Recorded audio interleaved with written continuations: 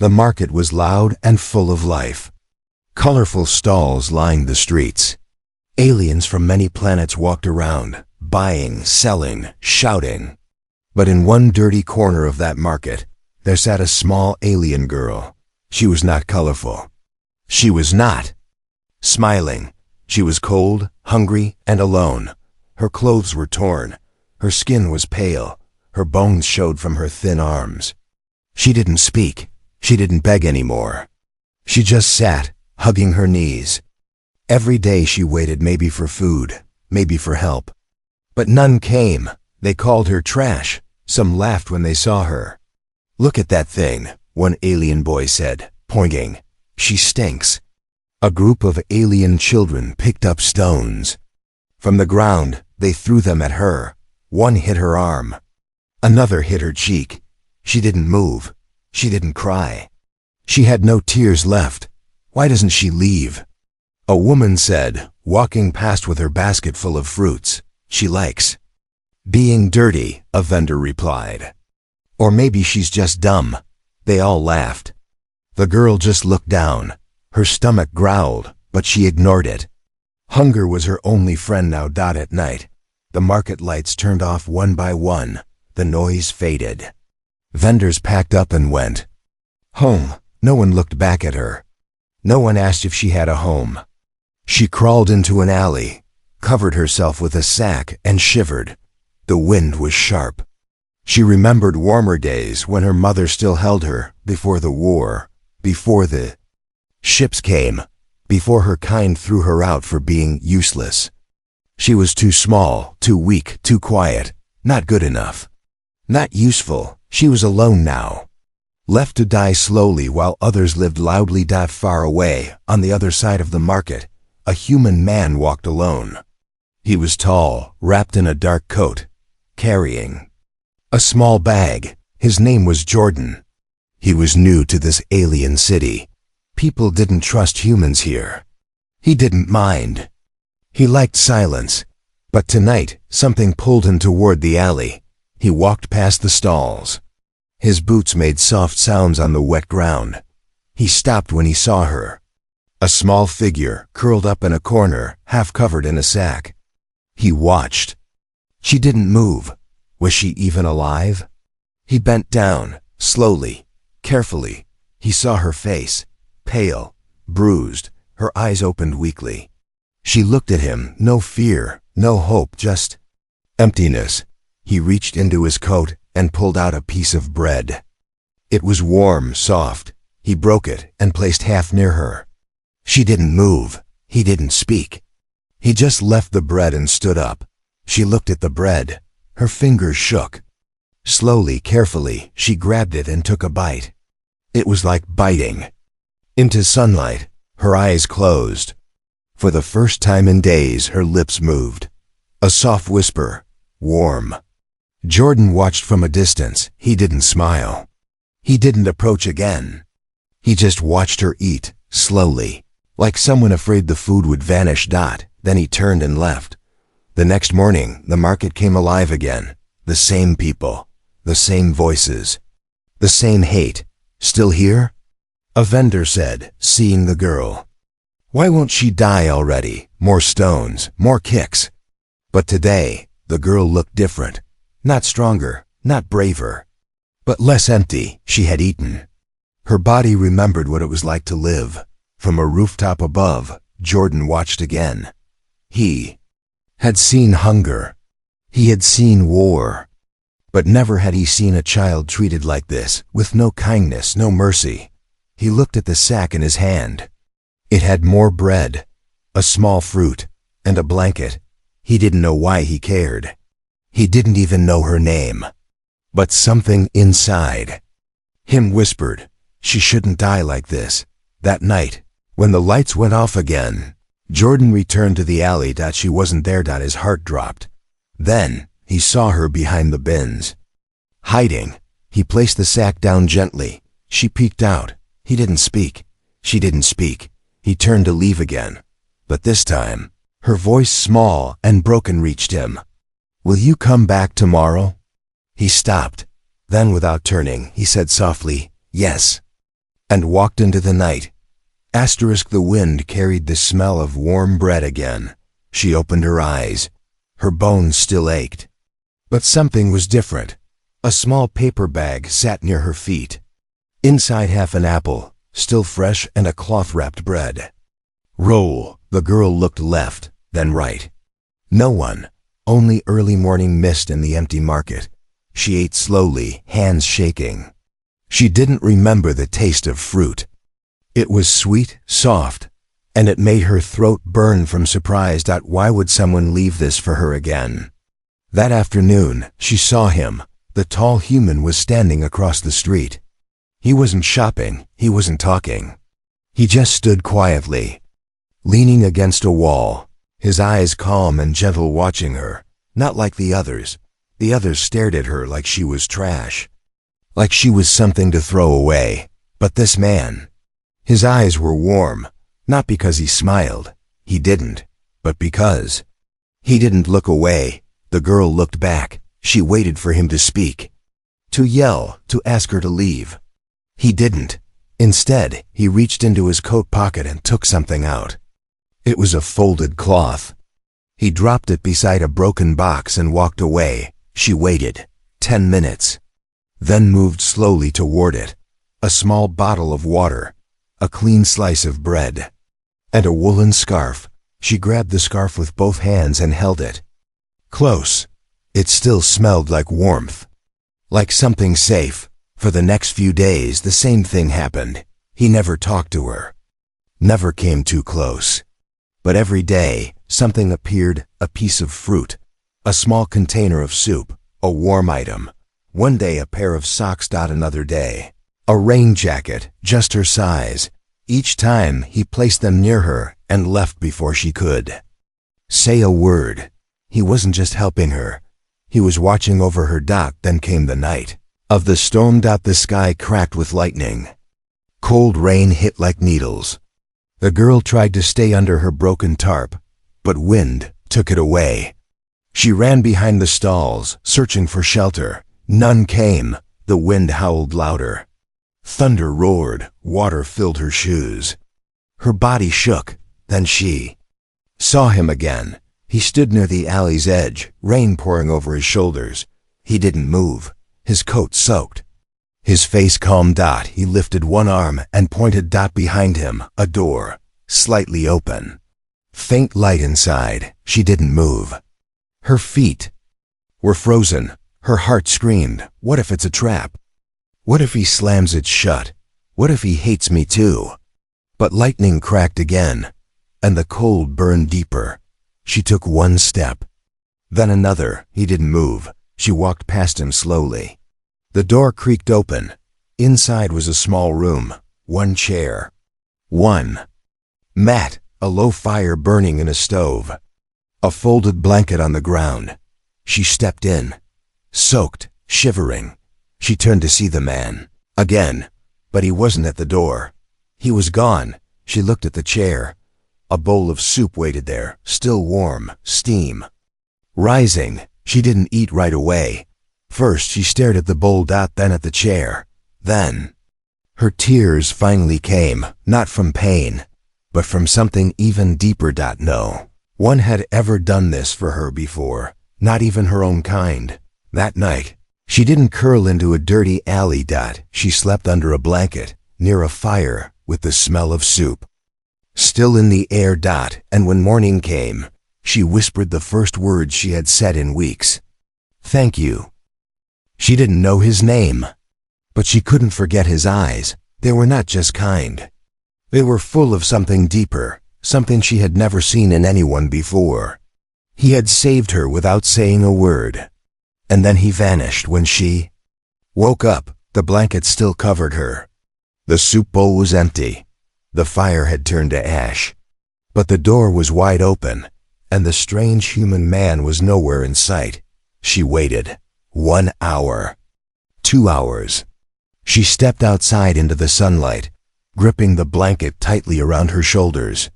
She didn't want to go back to the streets, but she couldn't stay in someone's home like a ghost either.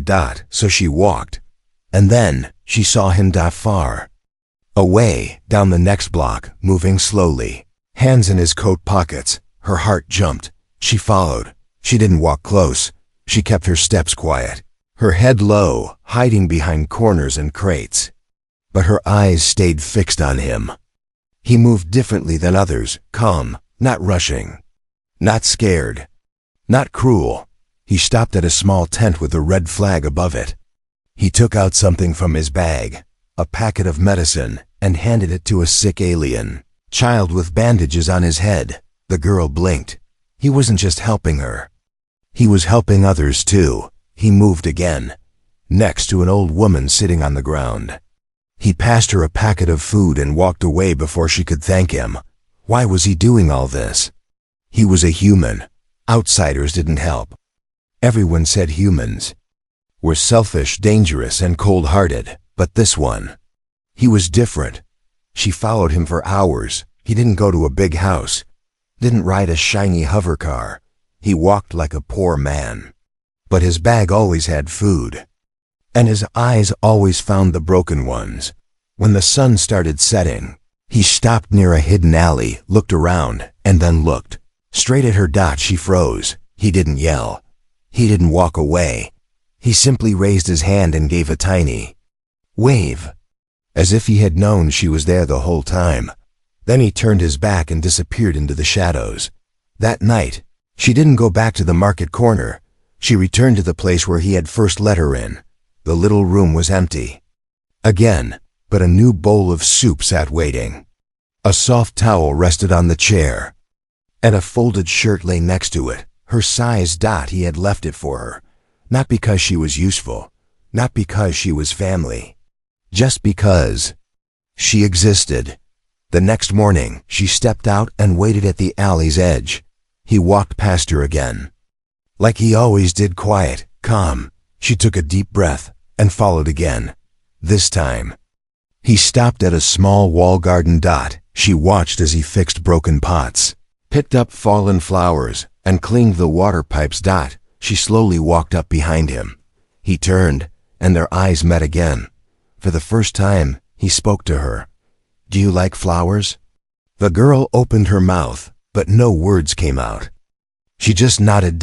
He smiled, just a little, and pointed to a plant with yellow petals. "Then this one is yours," he said gently. And walked away. She stood there, frozen, staring at the little yellow flower. For a moment, she forgot she was cold, forgot she was hungry. She just felt something new. She felt seen. Later that day, she returned to the market, not to beg. Not to search for scraps, but to look for others like her. And for the first time, she noticed there were more forgotten ones. A child with torn shoes, an elder who hadn't spoken in days, a quiet boy who flinched when touched. Just like she used to be. She understood now why the human man helped others, because someone had to. That night, she waited again in the alley. When the man returned, she stood beside the door. This time, she looked up at him and whispered, "Can I help you tomorrow?"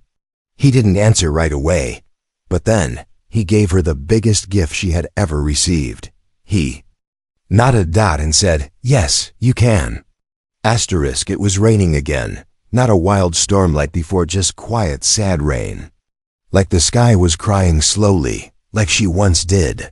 The girl stood under the roof of an old food stall, watching puddles grow. Her feet were bare again. She had given her worn shoes to a younger alien boy 2 nights ago. He had no family, just like she had none. Her fingers gripped the scarf tightly around her neck, the scarf the human had left her weeks ago. The streets were quiet, but her heart wasn't.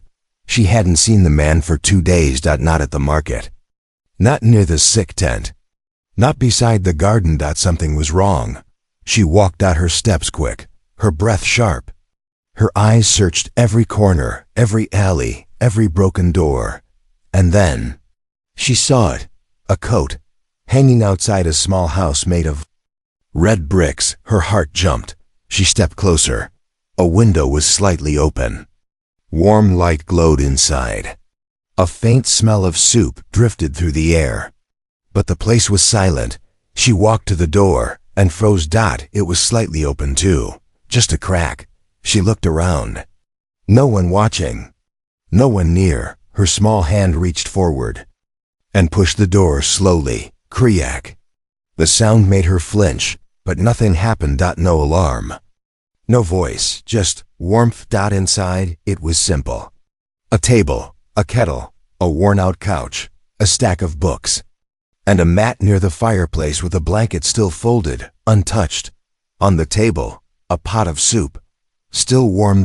And beside it, a note. Her hands shook as she picked it up. 4 small words, written in neat lines. Eat, rest, wait for me. Her breath caught in her throat. He left this for her, not out of pity. Not by accident. He expected her. She sat down, slowly, nervous. She didn't eat right away. She looked around the room, unsure if she belonged. A mirror hung on the far wall. She walked up to it. What she saw made her pause. Face wasn't the same anymore. She still looked thin, small, tired, but her eyes had changed. No longer empty, no longer gray. They held something. Light? She didn't know, but it was there. Suddenly, the door creaked again. She turned quickly. A shadow appeared. He stepped in wet from the rain, his coat dripping. Their eyes met. She stood, unsure of what to say. He didn't speak either. But then, he smiled. For the first time since she had met him.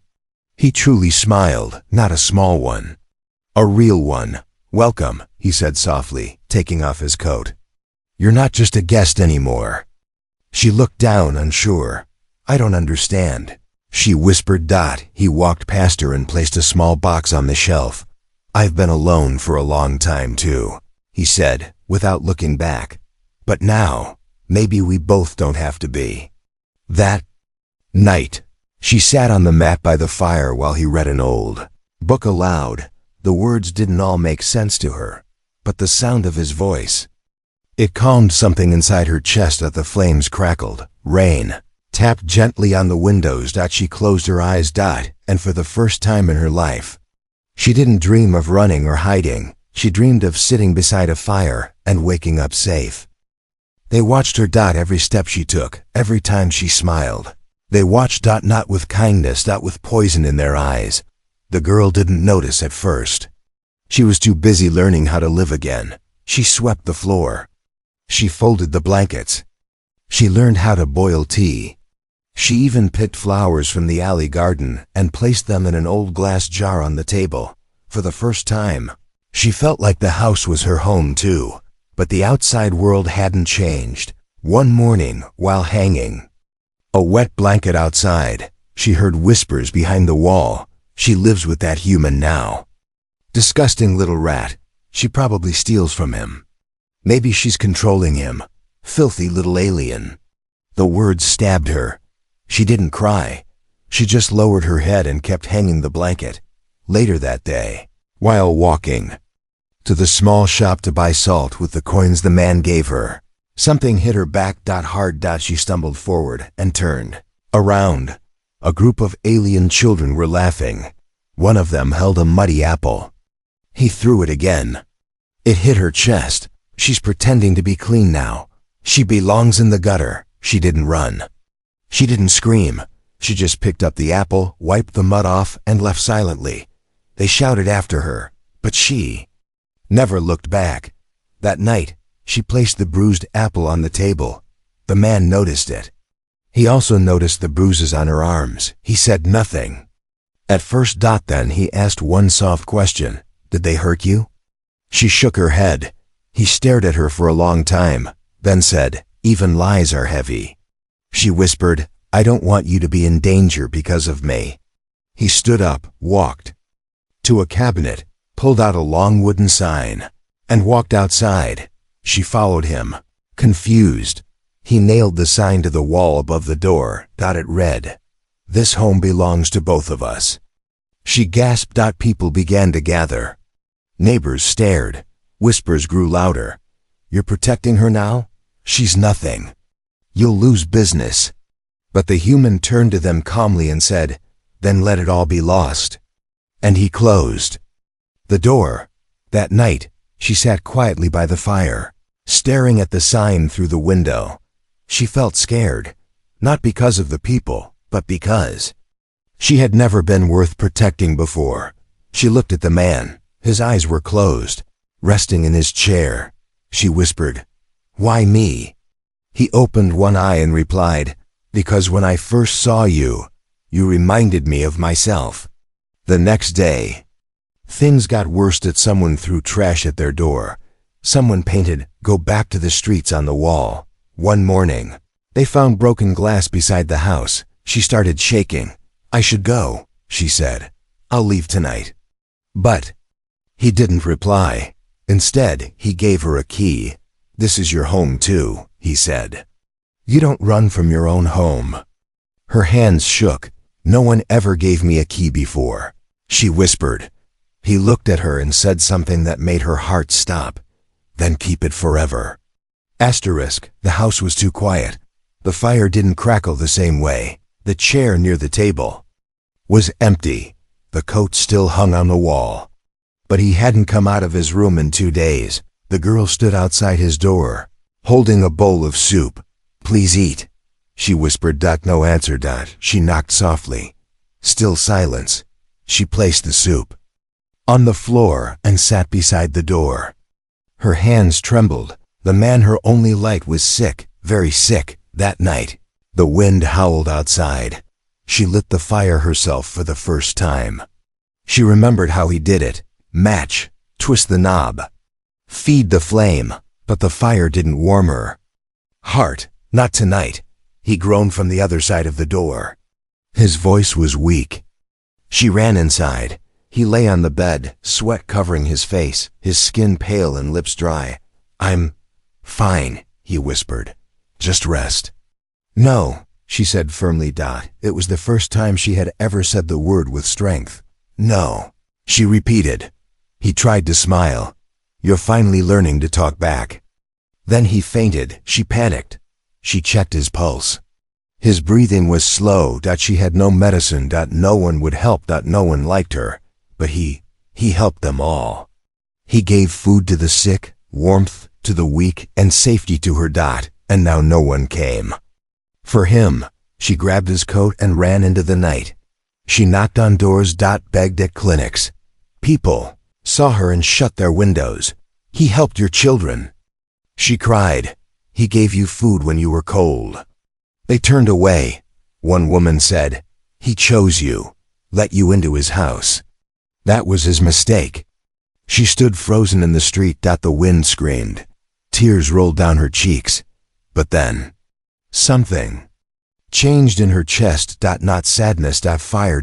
She ran to the town square, where officials stood near the tower lights.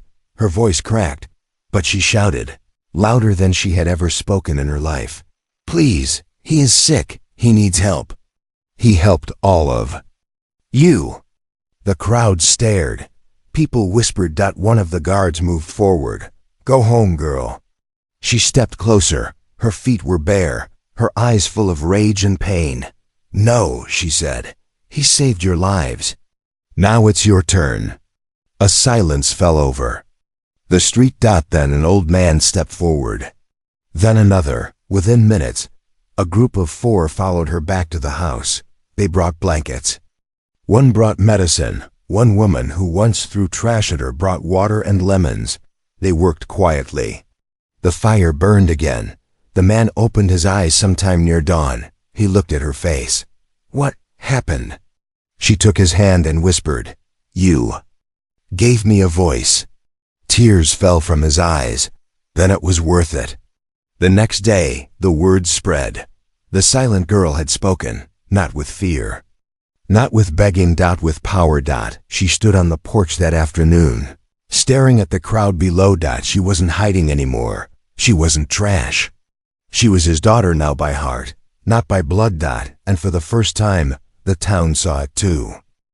The sun rose slowly. Golden light touched the red bricks of the small house, warmed the flowers in the jar by the window, and painted soft color across the girl's face as she stood outside. She wasn't hiding anymore. She stood tall, her chin up, The scarf the man gave her wrapped proudly around her shoulders. The sign above the door still read, "This home belongs to both of us, but now." Everyone saw it was true. 3 weeks had passed since. The human man had fallen sick. 3 weeks since the girl had screamed in the streets, begged for help, and forced the town to listen. And everything changed. Some changes were small a neighbor left bread at their doorstep. A child once scared of her now waved with a smile. Others were bigger. Someone cleaned the writing off their walls. Someone repaired their broken fence. But the biggest change wasn't in the town.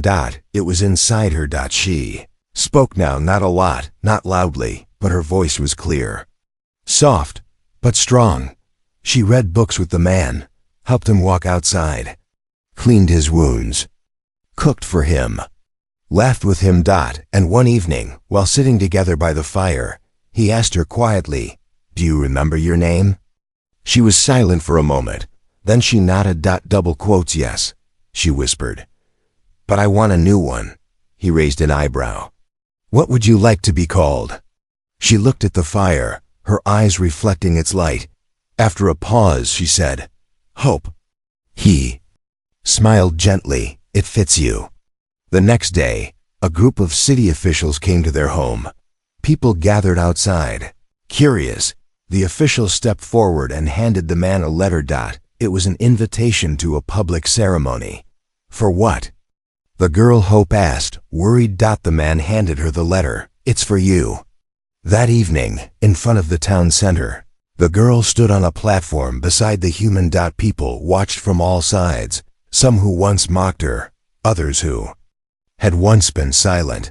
A speaker stepped forward. This girl was abandoned by her kind.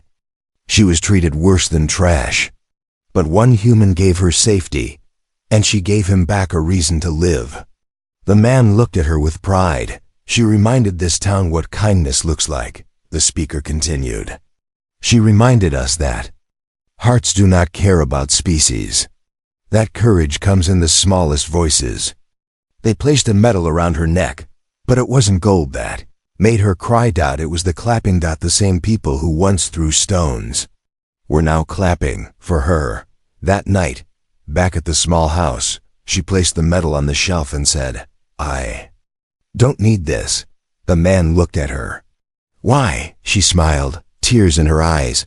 "Because I already have the only thing I ever wanted." He tilted his head. "What's that?" She stepped closer and whispered, "A home. And someone who never let go." She was no longer dirt. She was no longer nothing. She was hope. And the world would remember her name.